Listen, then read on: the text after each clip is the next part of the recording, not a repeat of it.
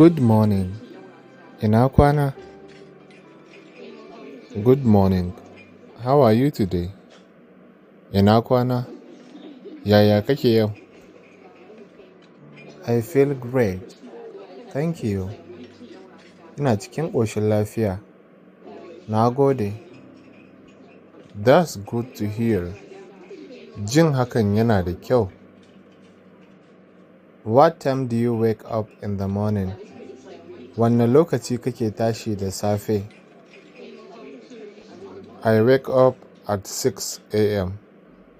Ina tashi da ƙarfe 6 na safe.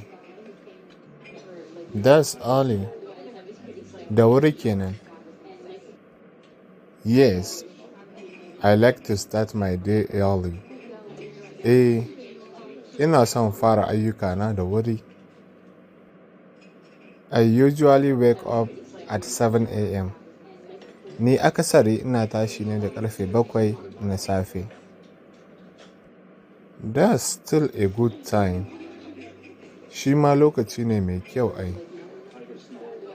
Muna sayar da littafin koyon Turanci da Hausa na waya, mai ɗauke da darussa guda 100 masu sauƙi na koyon harshen Turanci. Kuɗin littafin Naira 4,500 ne.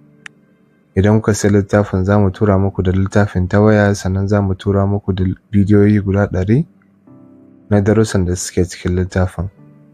Idan kuma kuna buƙatar shiga ajin koyon harshen Turanci ko Larabci ko Hausa, to za ku iya yi mana magana ta WhatsApp.